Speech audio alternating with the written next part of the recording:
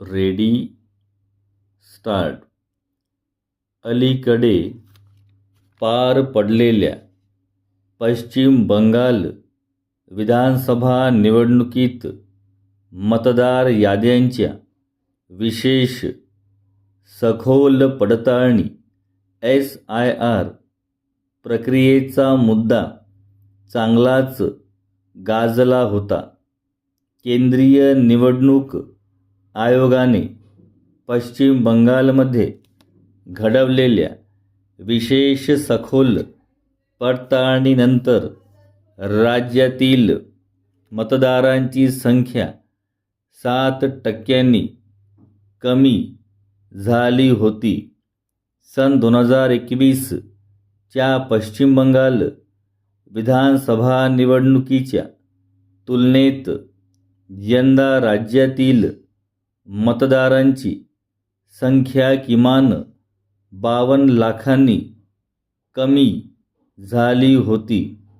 यापैकी तब्बल 34 लाख लोकांनी त्यांचे नाव मतदार यादीतून काढण्याविरुद्ध कागदपत्रांसह अपील नोंदविले आहे. मात्र आता पार पडलेल्या निवडणुकीत त्यांना मतदानाचा हक्क बजावता आला नाही. या पार्श्वभूमीवर 30 जूनपासून महाराष्ट्रात होत असलेल्या मतदार याद्यांच्या विशेष सखोल पडताळणी प्रक्रियेला गांभीर्य प्राप्त झाले आहे. महाराष्ट्रासह एकूण 16 राज्य व केंद्रशासित प्रदेशांमध्ये निवडणूक आयोग हे विशेष सखोल पडताळणी प्रक्रिया राबवणार आहे. यामध्ये लवकरच विधानसभा निवडणुका होऊ घातलेल्या पंजाब व कर्नाटक या राज्यांचा समावेश आहे. यापूर्वी निवडणूक आयोगाने पश्चिम बंगाल, बिहार व उत्तर प्रदेशसह 12 राज्य व केंद्रशासित प्रदेशांमध्ये मतदार याद्यांची विशेष सखोल पडताळणी प्रक्रिया पूर्ण केली आहे.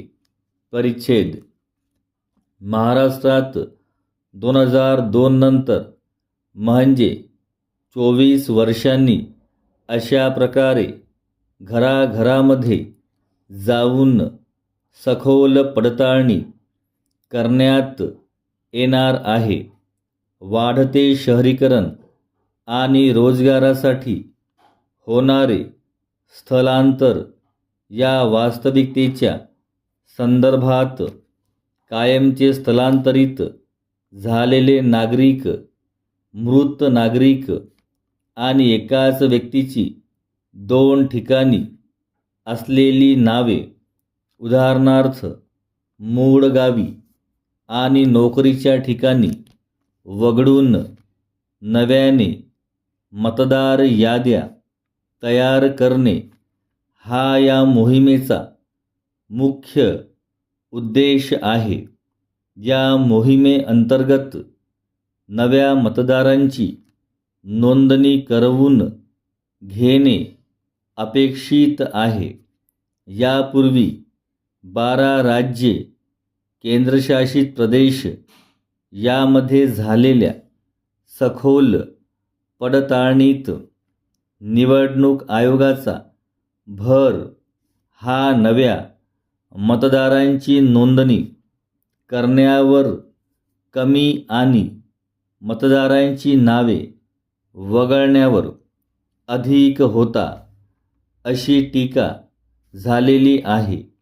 महाराष्ट्रात नव्या मतदारांच्या नोंदणीसाठी 1 ऑक्टोबर 2026 ही पात्रता तारीख निश्चित करण्यात आली आहे. म्हणजेच ज्या नागरिकांचे वय या तारखेला किंवा त्यापूर्वी 18 वर्षे पूर्ण होत आहे त्यांना नवीन मतदार म्हणून नोंदणी करता येईल.